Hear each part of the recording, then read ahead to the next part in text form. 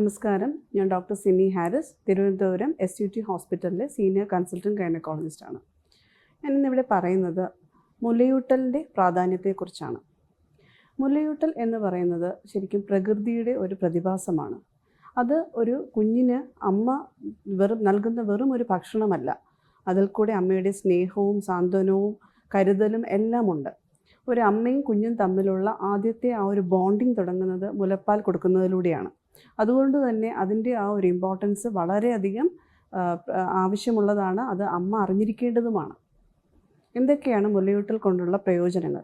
ഒന്നാമതായി, ഈ മുലയൂട്ടുന്നത് വഴി കുഞ്ഞിന് ആവശ്യമായ എല്ലാ പോഷകാഹാരങ്ങളും ആ ഒരു മുലയൂട്ടൽ കൂടെ കുഞ്ഞിന് നൽകുന്നുണ്ട്. അതിൽ കുഞ്ഞിന് വേണ്ട ആൻറ്റിബോഡീസ്, ഒരു ഇൻഫെക്ഷൻസ് വന്നു കഴിഞ്ഞാൽ അത് പ്രതിരോധിക്കാനുള്ള ആൻറ്റിബോഡീസ് ആ മുലപ്പാലിൽ അടങ്ങിയിട്ടുണ്ട്. അതുപോലെ തന്നെ കുഞ്ഞിന് വേണ്ട എല്ലാ പോഷകാഹാരങ്ങളും അത് ദഹനീയമാണ്. നമ്മൾ വെളിയിൽ നിന്നുള്ള പാൽപ്പൊടി കൊടുക്കുമ്പോൾ ഉണ്ടാകുന്ന പ്രശ്നങ്ങളൊന്നും തന്നെ മുലപ്പാൽ കൊടുക്കുമ്പോൾ കുഞ്ഞിനുണ്ടാകുന്നില്ല. അതുപോലെ തന്നെ കുഞ്ഞിൻ്റെ ബുദ്ധി വളർച്ചയ്ക്ക് ഏറ്റവും പ്രാധാന്യം മുലപ്പാലിൽ അടങ്ങിയിരിക്കുന്ന കണ്ടൻസ് അത് വളരെയധികം ആവശ്യമാണ്. അതുപോലെയാണ് കുഞ്ഞിൻ്റെ കണ്ണിൻ്റെ വളർച്ച, അതുപോലെ തന്നെ കുഞ്ഞിൻ്റെ മാനസികവും ശാരീരികവുമായ വളർച്ചയെല്ലാം മുലയൂട്ടലിലൂടെ സാധ്യമാകുന്നു. അതുപോലെ തന്നെയാണ് അമ്മയ്ക്കുള്ള പ്രാധാന്യം. അമ്മയ്ക്ക് രക്തസ്രാവം ഒരു പരിധിവരെ കുറയ്ക്കുന്നത് മുലയൂട്ടലിലൂടെയാണ്. മുലയൂട്ടുമ്പോൾ ഗർഭപാത്രം ചുരുങ്ങുകയും അത് ഒരു പരിധിവരെ രക്തം അല്ലെങ്കിൽ ബ്ലീഡിങ് കുറയ്ക്കുകയും ചെയ്യുന്നു. അതുപോലെ തന്നെ മുലയൂട്ടുന്ന സമയത്ത് ഒരു ബ്രെയിനിൻ്റെ ഒരു പ്രവൃത്തി മൂലം പീരീഡ്സ് ഉണ്ടാകുന്നില്ല, അല്ലാതെ ഓവുലേഷൻ താൽക്കാലികമായി നിർത്തിവെക്കുന്നു. അതുകൊണ്ട് തന്നെ കോൺട്രാസെപ്ഷൻ, അതായത് ഒരു ഗർഭനിരോധന മാർഗമായിട്ട് പോലും മുലയൂട്ടൽ പണ്ട് കാലങ്ങൾ കരുതിയിരുന്നു. അതുകൊണ്ട് കുഞ്ഞിൻ്റെ ആരോഗ്യത്തെ അടുത്തൊരു പ്രഗ്നൻസി ആകാതിരിക്കുകയും അതുവഴി കുഞ്ഞിൻ്റെ ആരോഗ്യം വീണ്ടും നല്ലതുപോലെ നിലനിർത്താനും ആ ഒരു പ്രക്രിയ കൊണ്ട് സാധ്യമാകുന്നു. മുലയൂട്ടലിൻ്റെ പ്രാധാന്യം എന്ന് വെച്ച് കഴിഞ്ഞാൽ അമ്മയ്ക്ക് ഒരു സ്തനാർബുദത്തിനുള്ള ചാൻസസ് മുലയൂട്ടുന്ന അമ്മമാർ വളരെ കുറവായിട്ടാണ് കണ്ടെത്തിയിരിക്കുന്നത്. അതുകൊണ്ട് തന്നെ കുട്ടികൾ ഉള്ളവർ മുലയൂട്ടുന്ന അമ്മമാരിലും ഈ സ്തനാർബുദം മറ്റുള്ള സ്ത്രീകളെ അപേക്ഷിച്ച് കുറവാണ്. അതുകൊണ്ട് തന്നെ പൊണ്ണത്തടി നമുക്ക് ഒരു പരിധിവരെ മുലയൂട്ടുന്ന അമ്മമാരിൽ കുറവാണ്. അതുവഴി സ്ത്രീയുടെ സൗന്ദര്യം വീണ്ടെടുക്കാനും മുലയൂട്ടൽ സാധിക്കുന്നു.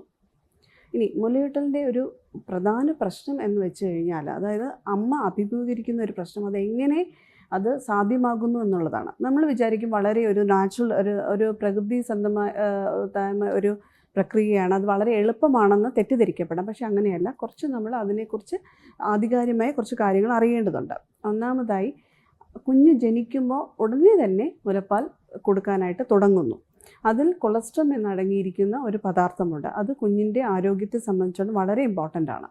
അതിനുശേഷം മുലയൂട്ടൽ തുടങ്ങുന്ന സമയത്ത് അമ്മയ്ക്ക് ആ ഒരു പ്രായോഗികമായ ബുദ്ധിമുട്ടുകൾ എല്ലാ സ്ത്രീകളും അനുഭവിക്കുന്നതാണ്. അത് വളരെ നിസ്സാരമായി കരുതേണ്ടതില്ല. കാരണം പലരും വിചാരിക്കും, അയ്യോ എനിക്ക് മാത്രം പറ്റുന്നില്ല, അതൊരു വലിയ പ്രോബ്ലമാണെന്ന്. അങ്ങനെയല്ല, എല്ലാ സ്ത്രീകളും അനുഭവിക്കുന്ന ഒരു ബുദ്ധിമുട്ടാണ്. ആ ഒരു രീതി, ആ ഒരു ബ്രസ്റ്റ് ഫീഡിങ് വളരെ കറക്റ്റായിട്ട് അത് സ്റ്റാർട്ട് ചെയ്ത് വരാനായിട്ട് എല്ലാ അമ്മമാർക്കും കുറച്ച് സമയം എടുക്കാറുണ്ട്. അതുകൊണ്ട് തന്നെ നമ്മൾ അതിൽ ടെൻഷൻ അടിക്കാതെ വളരെ കോൺഫിഡൻ്റായിട്ട് വളരെ റിലാക്സ് ആയിട്ട് തന്നെ കുഞ്ഞിനെ മുലയൂട്ടാൻ പഠിക്കേണ്ടതാണ്.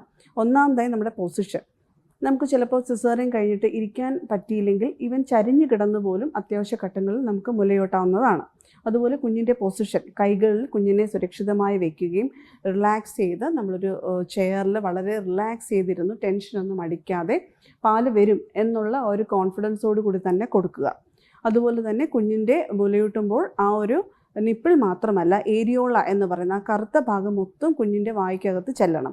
എന്നാൽ മാത്രമേ കുഞ്ഞിനത് സക്ക് ചെയ്ത് കറക്റ്റായിട്ട് കുടിക്കാനും അതുപോലെ തന്നെ അമ്മയ്ക്ക് നിപ്പിൾ ഇഞ്ചുറി ഒന്നും ഉണ്ടാകാതിരിക്കുകയും ചെയ്യുകയുള്ളൂ.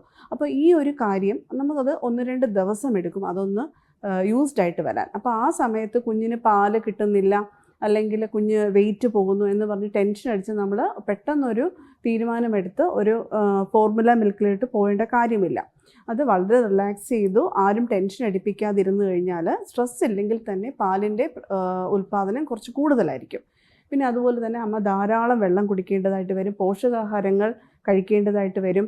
പിന്നെ ചില ടാബ്ലറ്റ്സും ഉണ്ട്, ഒരു പരിധി വരെ മുലയൂട്ടലിന് സഹായിക്കും. പക്ഷേ ഏറ്റവും ഇമ്പോർട്ടൻ്റ് ആയിട്ട് നമ്മൾ അറിയേണ്ടത് വളരെ സ്ട്രെസ് ഫ്രീ ആയി റിലാക്സ് ചെയ്ത് കുഞ്ഞും അമ്മയുമുള്ള ആ സ്നേഹം വലുതാക്കാൻ എന്നുള്ള രീതിയിൽ നമ്മൾ മാനസികമായി തയ്യാറെടുത്ത് കുഞ്ഞിനെ റിലാക്സ് ചെയ്തിരുന്ന് മുലപ്പാൽ കൊടുക്കേണ്ടതാണ്. അതുവഴി അമ്മയുടെയും കുഞ്ഞിൻ്റെയും ആരോഗ്യം ഒരുപോലെ നിലനിൽക്കാൻ സാധിക്കും.